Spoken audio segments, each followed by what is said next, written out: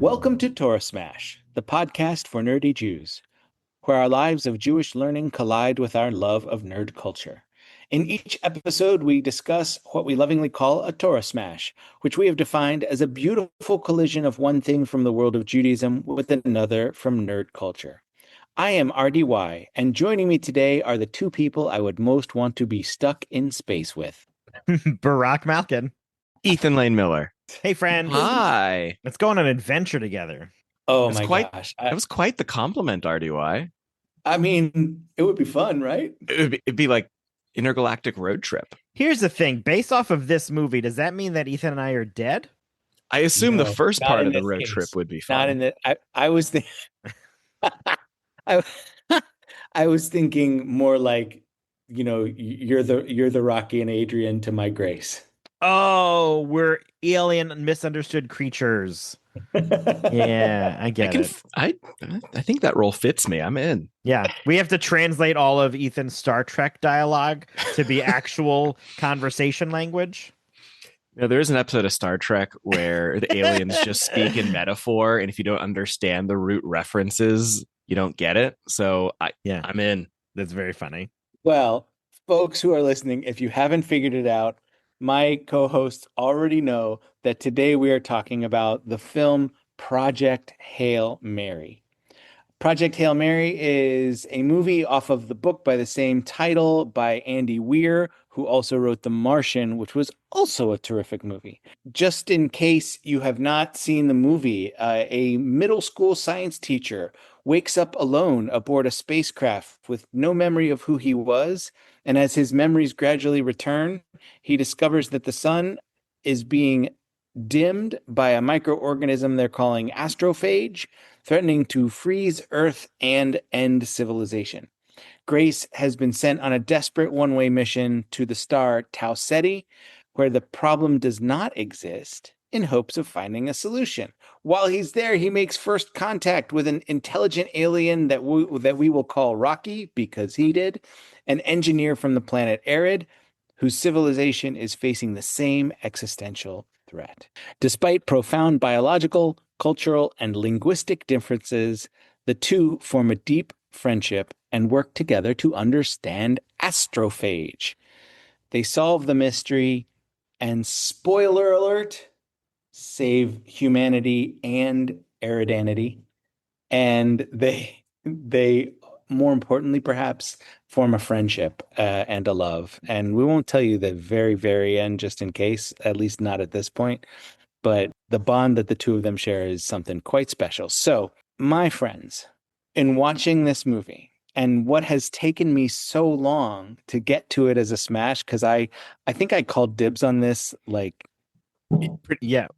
When it was announced, I think. Pretty instantly, yeah. Yeah. And it took me a long time to like figure out the smash, because I found 9 Jewish things that would very Wow. easily go with this film. What I would like to do is ask you the question, what does this movie have to do with Judaism? And then I'm gonna guess that I'm gonna say, yes, you're right. Yes, you're right. Yes, you're right. And then we'll pick one to talk about. So I think one of the ones that feels kind of very obvious to me, something about welcoming the stranger. Oh, nice. Yeah. Yeah. Well, welcoming the stranger is one of the 9. Yeah. Yeah. Grace and Rocky literally have to welcome the stranger to work together. And otherwise, not only does the movie not go well, but their civilizations probably don't go well either. Mm-hmm. Is there like a Tower of Babel situation going on in one of your 9? I mean, it's an element of it, but it's reverse. Yeah. They go from speaking 2 different languages to understanding each other's languages. Is there And is that one of them though? Like, is there a good Jewish text about 2 people from different backgrounds who unite over a similar cause? I had identified that as chavruta, the idea of learning with a partner and coming together to solve problems and argue and figure things out. Sure. Okay, I like that. Jewish mothers. Is this the garbage? Dirty, dirty, dirty. Is this the garbage room? Little too micro, but very Okay. funny.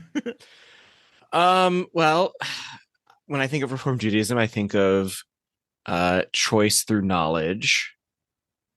Think about it more like the things that you hear from the reform movement rather Yeah. than what the reform stands for. I've got one. It is being forced into leadership. Wow. that I didn't That's even so I didn't good. even catch that one, but it's really that great. so many reform congregational boards have people who they were just like, we need you on this, and you're gonna do it. And they're like, I guess I'm gonna do it. Okay, this is maybe a stretch, but I've always felt like there's a value placed on education, and there's something fun about Grace being an educator, working with kids. Not that I'm biased, thinking that that's a pretty cool thing to get to do. Learning from everyone, yeah. I mean, when I say them, I hope you will agree that they're obvious. Okay. I Tikkun Olam, healing Oh the world, Oh, yeah, sure. yeah. Okay. Yeah. Yeah. okay, Yeah. and Pikuach Nefesh, saving a life. Yeah. Oh, right. Because the whole purpose of this is to save humanity. Yeah. Right. Yeah. So super obvious. Yeah. It's pretty right Sure. up there. But neither one with enough like good stuff to Yeah. chew on. Doesn't feel like You it's know, woven throughout. It just feels like the purpose of this is humanity's going to die. So somebody has to help us with this. but can I gently push when you said Pekuach Nefesh and Barack immediately said saving humanity? That's not where I went first. I went back first to Grace saving Rocky. Oh yeah, I Yeah. thought about that too for Pikuach Nefesh. That um, his friendship made it so that he was willing to sacrifice his life for Rocky, which Rocky also did for him. Yes. Yeah. I had also hope, the idea of maintaining hope and keeping at it even when all seems lost, and keeping at it when the best possible solution is a suicide mission. The one that is a little bit I don't know if it's niche, but in Genesis, God tells Adam to care for the world and master it. And so this need to be stewards and masters, stewards in the sense of finding a way to save not just the planet but the universe, because they found so many different suns that were affected by the astrophage. So they're saving the universe, and then mastering it in that, like, the sciencey stuff is learning to understand the way the universe works so that we can mold it to our own needs, like making a nitrogen resistant predator bacteria, the what do you call it, the talmebas. I think it also lines more with like the want for knowledge and study. Because Hmm. yes, there's an aspect of hope, but really he's doing these things because he's so far from home and has no other option. But his want for learning and explore and like the scientific side of him is really, I think, what helps keep him continuing to go, of his It wanting to like solve this puzzle kind of thing. it wins out against the despair. Yeah. Like his the nature of who Grace is, like there you feel the despair along with just the joy that grows and keeps coming from discovery and knowledge and learning. Yeah. And one of the things that excited me about this aspect of Grace's personality is near the beginning of the movie, where he says something like, "Yeah, this is great. Nothing happened." Because in the science world, when nothing happens, it's great. You have learned something. Right. Yeah. I think my last guess, not guess, is the 10 plagues.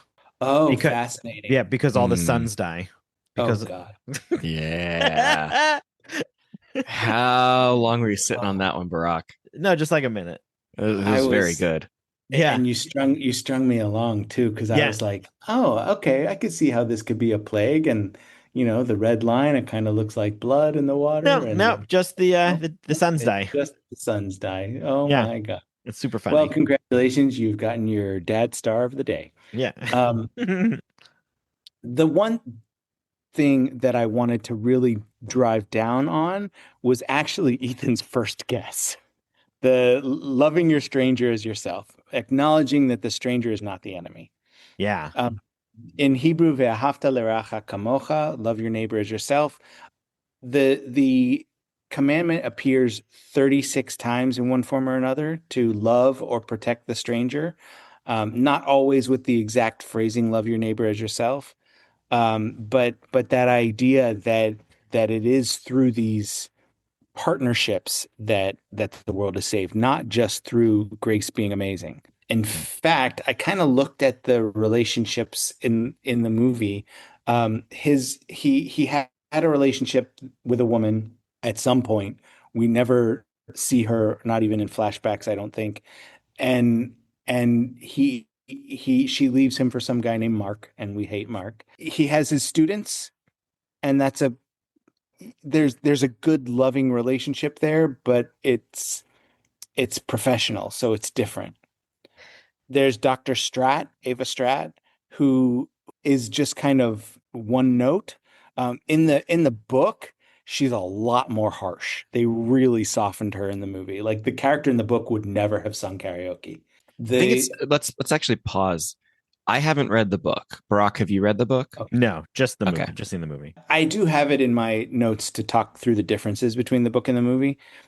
In a minute. He has a relationship with Carl, which fascinates me that the human that Grace seems closest with in the movie doesn't exist in the book. Is that the security guard guy? It is.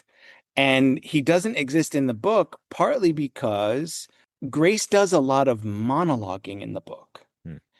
And Uh, it would be less entertaining for it to be monologuing, whereas in the movie, he's having dialogue with Carl. That's so Even in the interesting. like looks here. I Yeah. wonder how the difference would have been, right? Because when he was now I'm thinking about this juxtaposition between him and Carl and him and Rocky of like he's in the isolated science booth and Carl is in the other side of the wall, right? He's not working with him. He's Hmm. in this other space and using that as like a counter conversation piece. And he's doing the exact same thing with Rocky, where he's working on his side and communicating through a wall to somebody else who's not working on the same project, sort of thing. Um, Yeah. I didn't catch that before. I like that juxtaposition. And the character Carl and the relationship they have is really great in the movie. Even in that last moment where he's fading into a coma and Carl goes, you got this, you know who you are. But in the book, he's just monologuing, and those questions that he asks to the air, Hmm. and he figures out the answers on his own. Whereas in the movie, he even gets this one idea from Carl that he calls the Carl hypothesis. Very fun. More differences between the book and the movie. The main difference between the two is that the science is streamlined.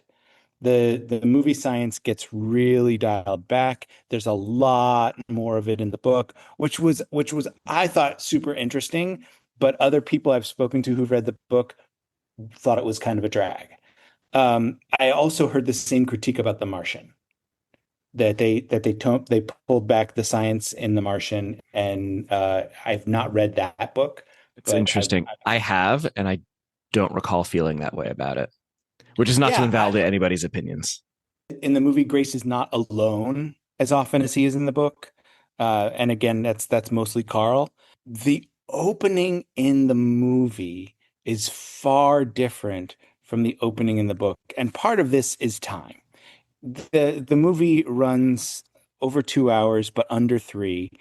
And the book is long, but in order to streamline it, in the book, Grace takes a lot longer to regain his memory. And a couple times in the movie, he says, "I don't remember this yet." And so it starts, and you kind of immediately see him knowing things that he doesn't know how he knows, like the I forget what kind of telescope it is, but some kind of magnetron telescope, and he identifies it, and he goes, "How do I know that?" Mhm. And at one point, he's like, "Am I smart?" So all of this, I ask like myself that all the time. Mhm. oh, I don't. I know I'm not. And all of the things that he does remembering in the book are truncated. The computer robot doctor thingy um, asks him in the movie what's two plus two, and he doesn't answer. He coughs up the water. He, just immediately starts trying to roll out of the bed. In the book, there's much more of a long form exchange with the computer asking basic questions and then slightly less basic questions just to kind of jumpstart his brain and to get the engine running on lighter stuff before it starts asking the heavier stuff. Rocky has a lot more screen time than in the book. And I think, Good. Probably smart. Good. So yeah. good. Rocky was totally sweet. The ending of the story is expanded in the movie. The movie shows more of what happens on Earth after the mission, whereas a lot of that is left up to the imagination of the reader. I talked about Dr. Strap being softened. A lot of the supporting characters get removed or reduced for the movie. Yao has like only two things that he ever really says to Grace, but they build relationship and know each other in the book. Does the Same, book end on Rocky's planet like the movie yes, does? Okay. yes. Some of the scientific subplots of the book just totally disappear, which is a little bit the same as saying the science is streamlined. And also, the description of Rocky in the book is slightly different from the way Rocky looks in the movie. It's not a one-to-one kind of thing, but I think I think that's good because I think Rocky looks less scary in the movie than I pictured him in my head. Oh, interesting. Um, Yeah, they did a great job on like it was really confusing to start, but mhm. got used to the direction of that it was facing and all those other pieces. I thought they did a nice job of sort of introducing us to this non water-based life form and allowing us to interpret what it means for us, like how they exist kind of thing. It was Yeah. so Yeah. interesting. There was also the moment where he discovers that the astrophage are made out of carbon and hydrogen and oxygen, which means they're mostly water. And he realizes that he was totally wrong the whole time, Hmm. which does happen in the book. But then once he's in space, yeah, Rocky is not water based. Yeah. So there's this fascinating like I'm so right that I'm gonna insult my doctoral thesis advisor and then I find out I'm wrong and then he finds out he's right but he doesn't ever call it out. Yeah. Yeah. It was fascinating Um that the creature he encountered was not water-based. I really like that. yeah. And And I I will mentioned all the I will say that is something Star Trek does not do well. It's mainly humans in makeup. Yeah. It was a very alien. Human adjacent. it was Yes. and in defense of Star Trek, it's really expensive to do it that way. Yes, Oh, it I'm is. sure. Right. Star Wars has so many non-human like aliens. A lot of them are bipedal with two arms or have that similar structure, but there are a few that are not. But this was definitely a very different take on Alien, which I really liked. Star Wars, I think, has more film product that I'm aware of than TV show, and Star Trek, I would identify as the reverse. Oh yeah. Yeah. Yeah, I definitely needed Ethan to agree with that statement. Uh, Brock, sorry. no. I like that you agreed with it too, but Ethan is the expert on this on that. Yeah. That's like that's one of those things where like you say something to someone who you know is an expert and you hope it's right. The relationships that I mentioned before we went into the difference between the book and the movie, I mentioned the human relationships and we've been talking about his relationship with Rocky, but I don't think Grace loves anyone in the movie or in his world the way he loves Rocky. Certainly the way the movie portrays it, I agree. Yeah, he seems lonely because he's gotten hurt in the past. And I will say, I know you mentioned, Mark of Rocky Hates Mark. That was an improvised conversation, apparently. And Uh, Ryan Gosling had he has a friend who's named Mark, and he threw that name out, and so he loves that Rocky hate Mark because he and his friends get like a huge kick out of it. Yeah. That's great. and you read the book and you don't remember every detail, so you just kind of accept some things. So it's really cool to know that was improvised. I did not reread the book for this conversation. Yeah. And that he's portrayed as very isolated. It feels like he had some sort of heartbreak, is sort of what I read between the lines, but he's a teacher sort of like through and through without a social life outside of his classroom, who's, probably too obsessed with his work or is too ashamed for being shunned in the science community that he just, switched from professional scientist to high school teacher and therefore not valued and doesn't want to meet anybody and own up to that shift, and therefore he's going to be on his own. And so, right aside from Carl the security guard, he doesn't he's well liked in that science room of people pretty quickly, which is really nice, but he doesn't have any sort of social connections that we see.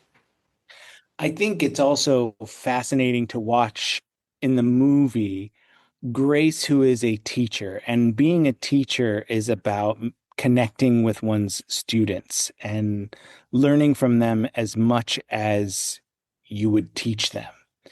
There's even a Talmudic dictum, I believe it's from Tractate Chulin, that says, I've learned much from my teachers, more from my colleagues, but I've never learned as much as I've learned from my students, Yeah. which is what I close many of my classes with. Not like courses, not class sessions. That would get Yeah. annoying.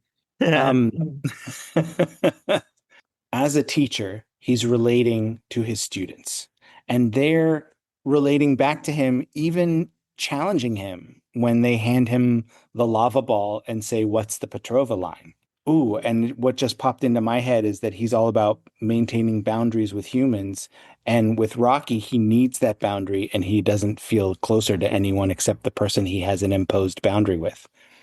Mm. Interesting. The wall you mentioned earlier. As someone who is used to relating to students and people and having that engagement, he goes into a room full of scientists who are used to engaging with data and collecting data and interpreting data and using the data for the way they need the data to be. And he starts making jokes and they look at him with these blank stares.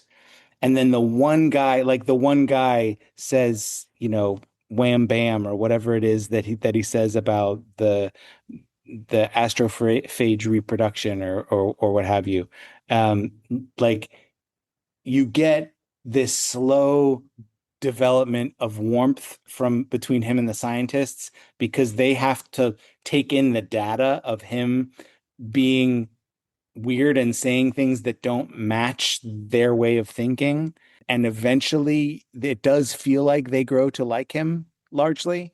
But, and Eva even says, like, this is not an act of betrayal, but an act of faith in you. Mm. I also think there's a benefit for the writer to create a world for him where there's no strings back in Earth for him to be able to go to Rocky's planet at the end without us being like, but what about the person he left behind? Right? He That doesn't. is, yeah, that is convenient. Yeah. It's also why they feel like they can drug him and put him on a spaceship. Yeah. Yeah. There's no there's no blowback from that. Nobody's gonna care. Nobody's gonna know. And when he first meets the group of scientists, when he's studying the astrophage and like before they leave him with three, he asks them, "Am I expendable? Do you care if I die?" And they have to consult before they can Yeah. answer. Yeah.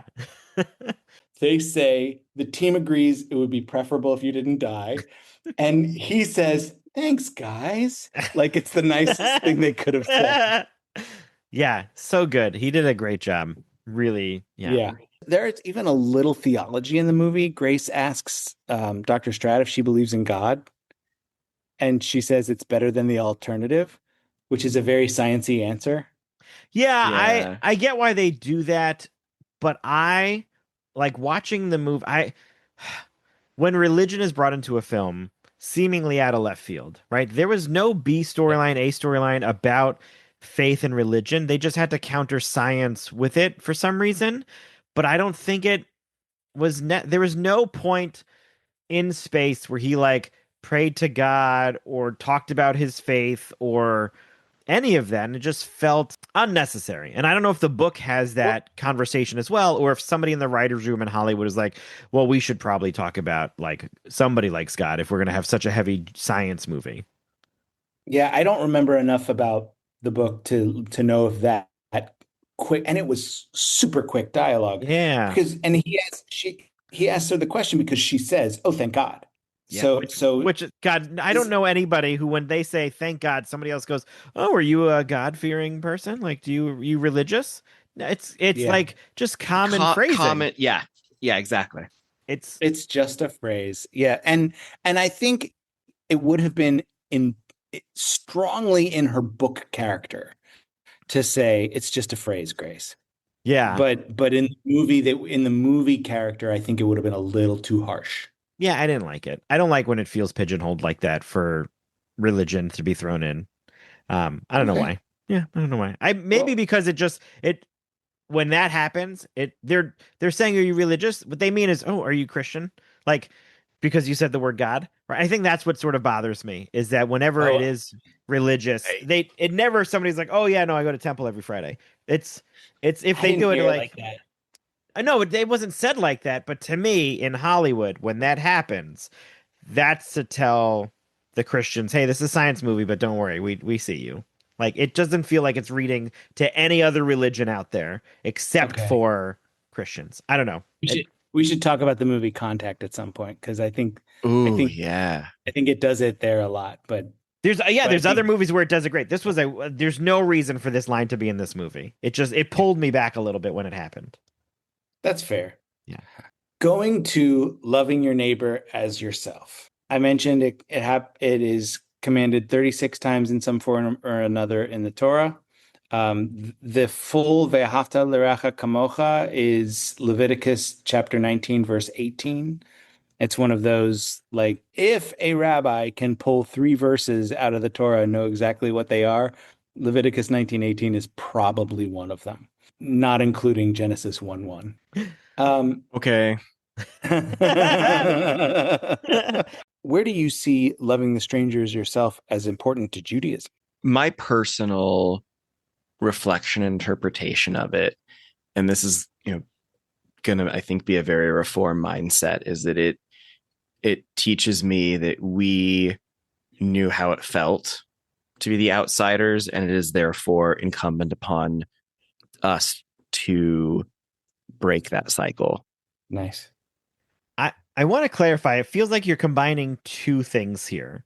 You're saying loving the stranger as yourself, but it's welcoming the stranger and loving thy neighbor as yourself, right? There's two separate ones that you're combining. The idea of loving the stranger and loving your neighbor are similar. Yeah. The only reason I say it is because I don't think Grace really loves himself a lot. And so when he welcomes Rocky, it's a very different like he feels like he's not depressed in the film, but he definitely has a lot of self-loathing and self-doubt, some imposter syndrome stuff. Like he doesn't feel like he has a lot of faith in himself in a sense or a lot of love towards his success because he's been so shunned by the science community which he was so deep into that I think he does a really interesting job of shifting to welcoming the stranger because it's another learner, right? So the Hivruta thing I think is really strong. But the loving thy neighbor as yourself, we can treat another planet as our neighbor. But I don't know if he loves himself the same way that I think I always view that passage as meaning. Um, Mm. that's why I just wanted to sort of clarify the separation of the words you're using. Is that I think it takes him a while while he does this, I think he gains a stronger affinity for himself when he discovers that he's right because there's a non-water based life form. So he's been right this whole time, and therefore his doubts and stuff wash away a little bit and becomes more confident in his science and in his relationship with Rocky. That's able to happen because of that discovery. Yeah, otherwise I don't know if he would fit that for me. Yeah. And I think you're pointing something out about my understanding of the Jewish value that is important to note. The commandment does say love your neighbor as yourself, and several times throughout the Torah, we're told to stand up for the stranger. Yeah. Very often paired with other people with lesser rights, like the widow and the orphan. The word re'echa, your neighbor, actually brings up a lot of argument in Jewish commentaries. There are rabbis who believe neighbor means specifically your Jewish neighbor, Hmm. someone that you know well.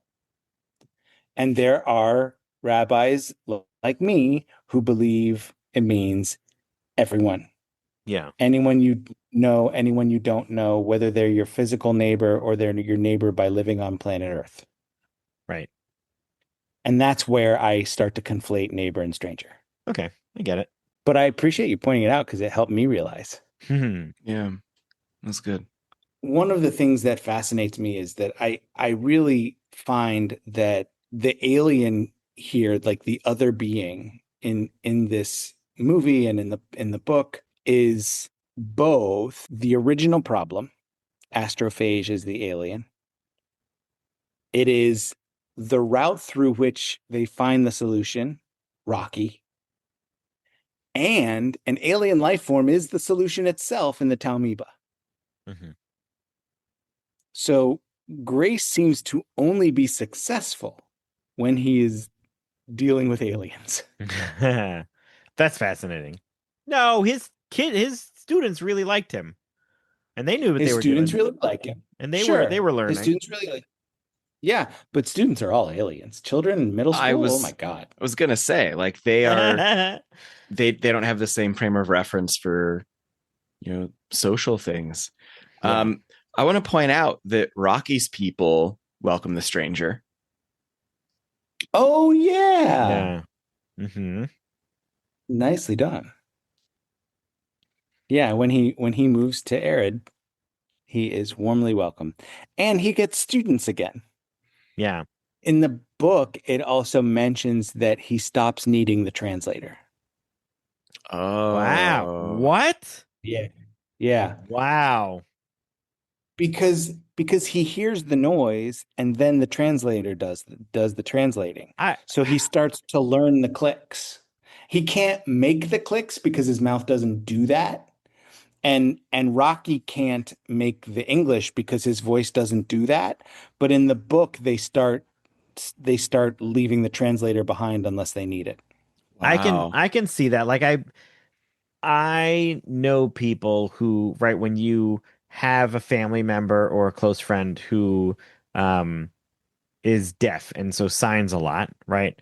They may still talk and use their words while they sign, and the person, will catch up on words here and there and learn the basic stuff and then slowly merge over while still talking. So at first I was like, oh, that seems almost impossible. But people, I think, do that right. Like sign language is the best example for me because when you're learning, Russian or Chinese or French, like you're not also hearing the English at the same time as the other language. Actually, Chinese is not a language. What's the language? Mandarin or Oh, sorry. I'm Sichuan or sorry. Thank you for the correct. Cantonese. Thank you very much for the correction. I appreciate it. But when you're learning those other languages, English is not also being spoken at the same time if you speak English, right? But in sign language and in the movie here, there's other noises that create like a subtitle content. Whereas, so in learning another spoken language, which uses the same things, I think it makes it really hard. But the fact that it uses a translator, the clicks are happening and the translation's happening, but it just, man, it feels hard. But yeah, he's a smart guy. Yeah, and it's fiction. Sure. Yes, yes. Yeah. Do you have moments where you feel like you in your lives have welcomed the stranger? I last night had a very tearful goodbye to our two shlichim, our two staff members from Israel. Yeah. I think stranger is a spectrum, and certainly we had a lot of things in common, and also a lot of things not in common. And that's something I do professionally every year. That's beautiful. Yeah. Nice. And I've actually had some moments like that with shlichim as well. A shaliach in a way, shaliach is singular for shlichim.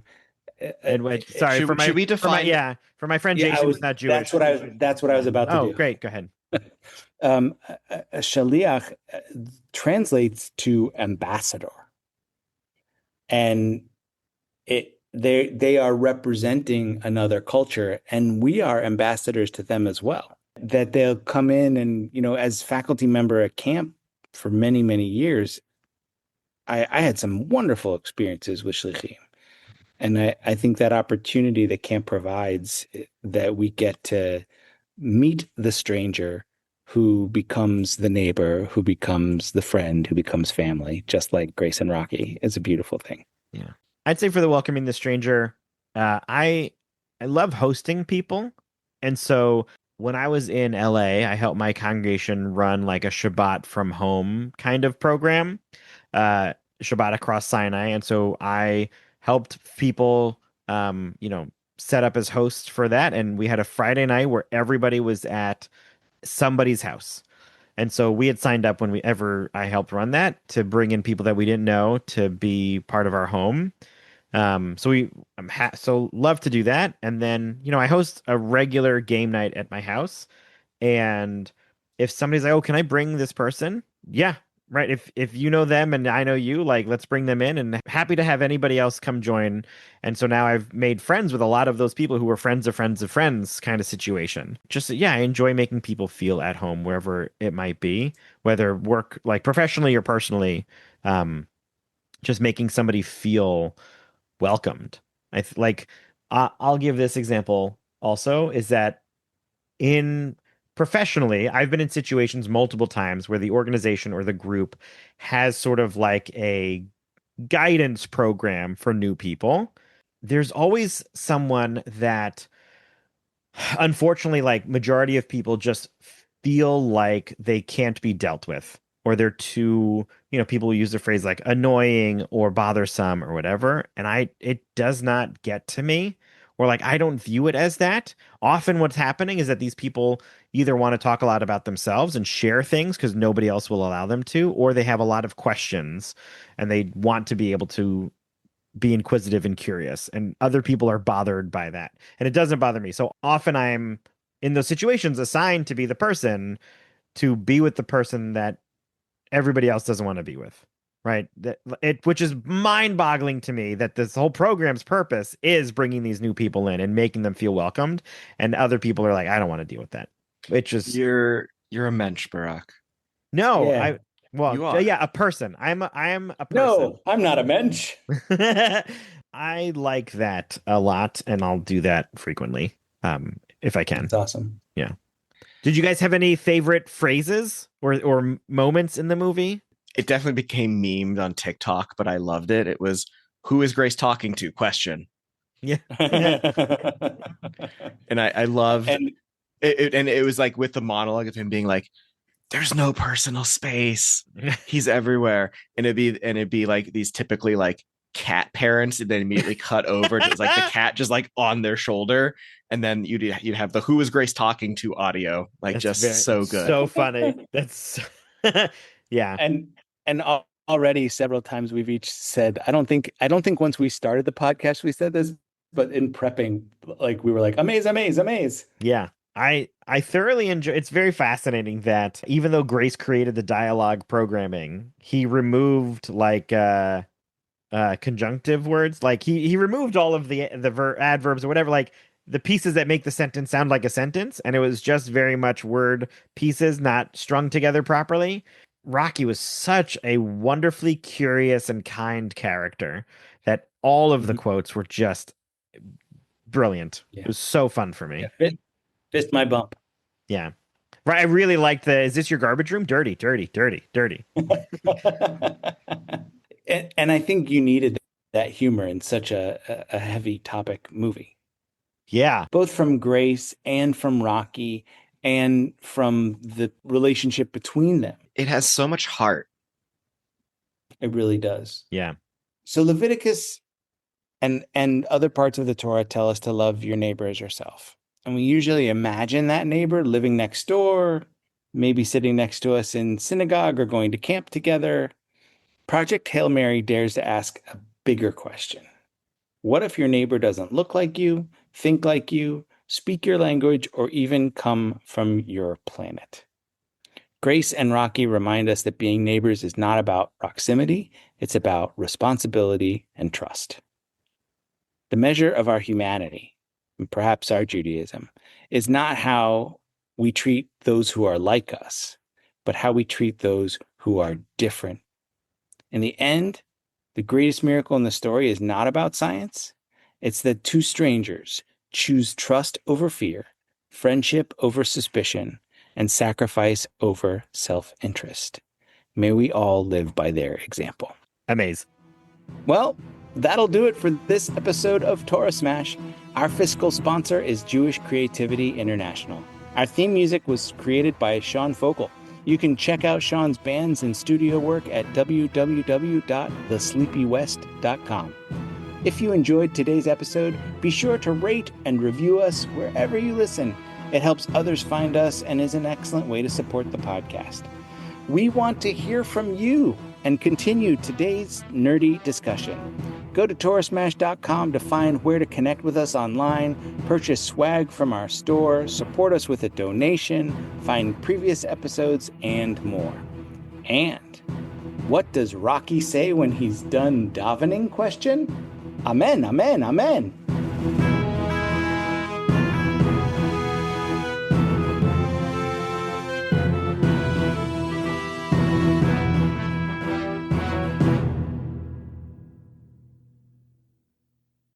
So I'm going to please ask tell you me what we the... please tell me we get to speed run him. Oh, fun. That would have been more fun than what I decided to do. Is Rocky kosher? I mean, decidedly no. I mean, there are two like super obvious themes. Oh, are there neither two of which super I decided. obvious? Okay, thanks.